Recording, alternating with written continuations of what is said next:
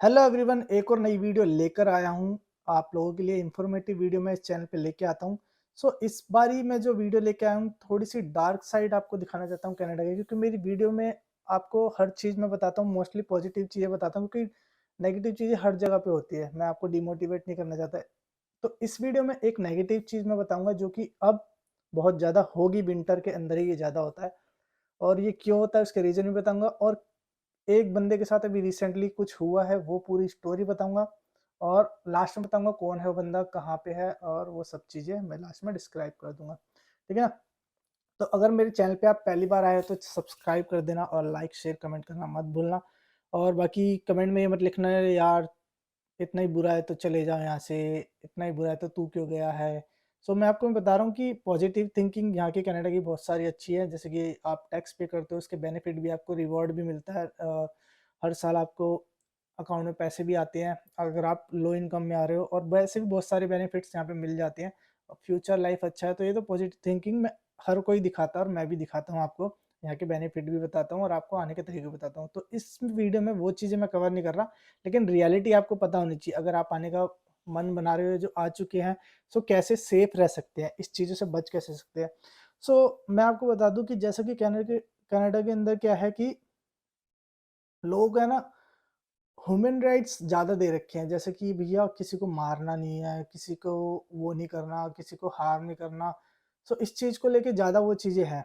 और इस चीज़ का फ़ायदा है ना, उठाते कौन है? जो होमलेस पीपल होते हैं। होमलेस पीपल क्या करते हैं, जैसे कि विंटर आता है ना, तो विंटर के आसपास जैसे आने वाला होता है, एक्टिविटी ज़्यादा बढ़ जाती है, रोबरी वगैरह की, लूटपाट की। क्योंकि उनको भी पता है इसके पीछे का मेन रीज़न कि शेल्टर इतने ज़्यादा नहीं होते, पूरे शेल्टर भरे हुए होते हैं। उनको जेल के अंदर शेल्टर मिल जाता है सर्दी के लिए, और गर्मी में वापस वो बाहर आ जाते हैं। क्योंकि उसके अंदर जो लूटपाट और रोबरी वगैरह की होती है, 6 महीने की ही जेल होती है। और ये बात हम नहीं कह रहे, खुद पुलिस वाले कह रहे हैं। ठीक है ना? उनको ये चीज़ पता है, उसके बाद भी चीज़ें कंट्रोल नहीं हो रही। देखो, इतना लाइट भी नहीं होना चाहिए कोई कानून जिसका फ़ायदा गलत उठाए लोग।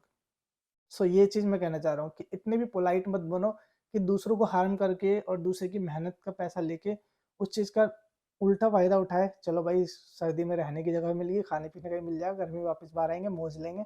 सर्दी में वैसे भी लोग घर में ही रहते हैं, है ना? अब हुआ क्या है, पूरी स्टोरी मैं स्टार्ट करता हूँ। 2 ढाई मिनट आपको सारा समझाने में लग गया, क्योंकि भैया बहुत सारे कमेंट ऐसे-ऐसे आते हैं।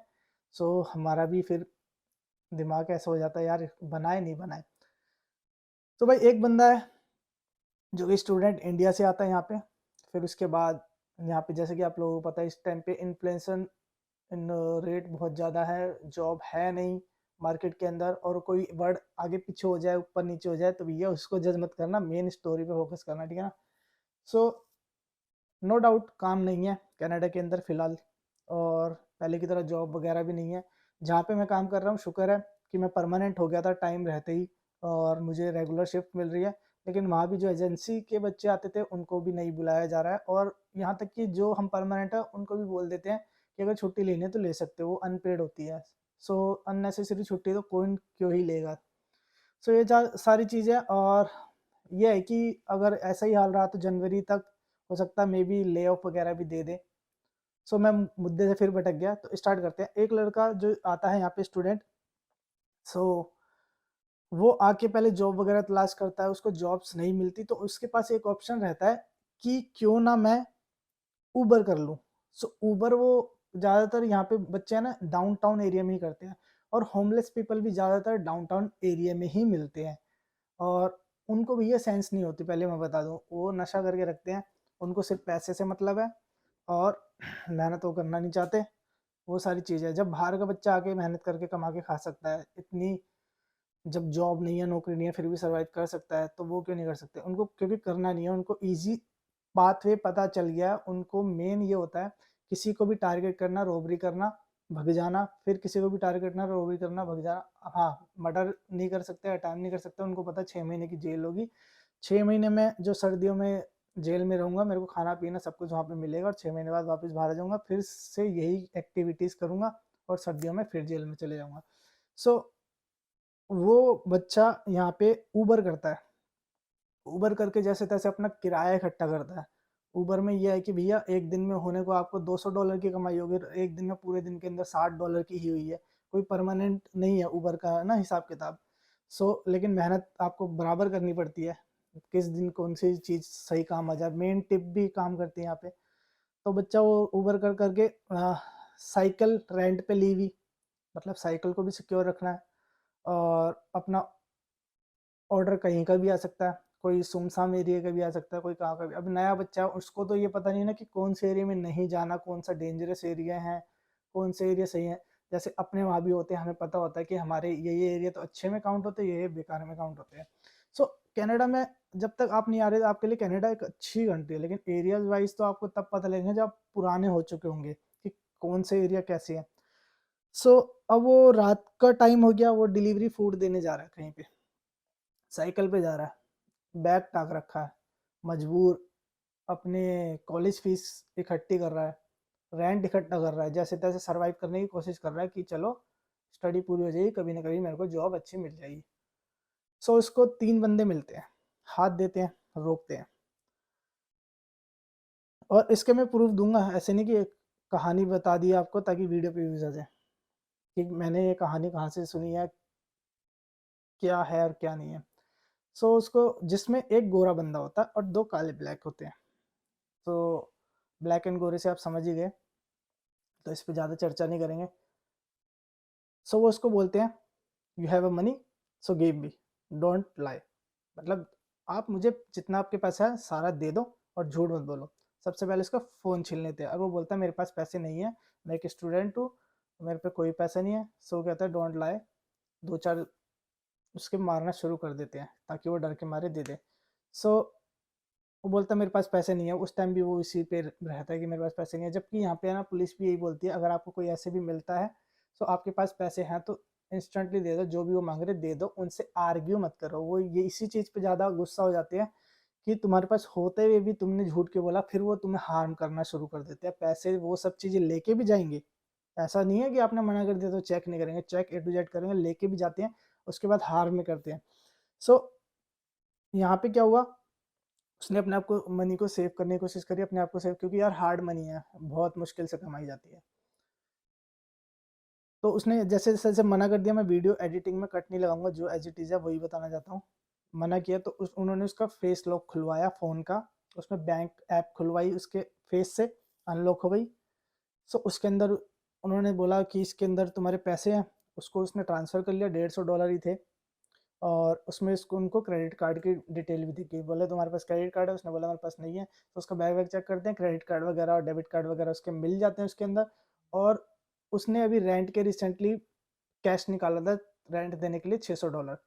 वो भी उसके अंदर मिल जाता है, तो उसको फिर और ज़्यादा मारते हैं, और एक बंदा चाकू निकाल लेता है और एक बंदा गन निकाल लेता है। गन असली थी नकली थी, उस वीडियो में उस भाई ने बोला है। मेरे को भी नहीं पता, उसको भी नहीं पता, मतलब उसने ये चीज़ बोला है कि मेरे को नहीं पता कि असली थी नकली थी, लेकिन डर तो डर है, जान के यहाँ पे मार भी देते कोई, जब बड़ा इशू होता है कोई फाइट बैक करता तो। उसके चाकू से वार किए गए हाथ पे, गले पे प्रॉपर। ये जो मैंने वीडियो आपको बताई है ना कॉन्सेप्ट, तो इसका मेन मोटिव ये है कि भैया ज़्यादा से ज़्यादा इस चीज़ को फैलाना, कि बच्चे अगर रात को उबर वगैरह कर रहे हैं तो ना ही करें। और सर्दियों के आसपास ये केसेस ज़्यादा बढ़ते हैं। पुलिस में जब रिपोर्ट करता है तो बंदा हॉस्पिटल वगैरह नहीं जाता, कि मतलब वो कहता है कि हॉस्पिटल में खर्चा होगा और मेरे पास इस टाइम पैसे है नहीं। तो मतलब इमरजेंसी केस में, अगर डेवलप कंट्री है, इमरजेंसी केस के अंदर भी अगर बच्चे को पैसे देने पड़ रहे हैं तो फिर काहे की डेवलप कंट्री है। इमरजेंसी केस हो गया यहाँ पे तो बल्कि गवर्नमेंट को उसको हेल्प करनी चाहिए, क्योंकि यहाँ के लोगों ने उसको हार्म किया है ना। सो वैसे यहाँ के वहाँ के से कोई मतलब नहीं है, लेकिन हार्म तो हुआ है ना, वो इमरजेंसी केस में आ गया, तो यहाँ पे मैटर नहीं करता उसके पास पैसे हैं नहीं है, फ्री ऑफ कॉस्ट में सब कुछ होना चाहिए था। वो बोलता कोई नहीं, मैं घर पे फर्स्ट एड्स वगैरह से कर लूँगा, ज़्यादा इंजरी नहीं है, जबकि गले पे कट हैं, हाथों पे कट हैं। उसके बाद वो चेक करता है अपने अकाउंट की डिटेल, तो उसके डेबिट और क्रेडिट कार्ड से कम 1 से 2 हज़ार निकाले जाते हैं, 1 से 1 हज़ार विड्रॉ किए जाते हैं, और 600 कैश ले किए गए, और मोबाइल भी ले गए। तो ओवरऑल इसको 4-4.5 हज़ार डॉलर का नुकसान हो जाता है। 4-4.5 हज़ार डॉलर। यार एक दिन में बच्चा अगर मेहनत करता है तो एवरेज आती है उसकी किराया वगैरह सब खाना वाना निकाल के $100 की।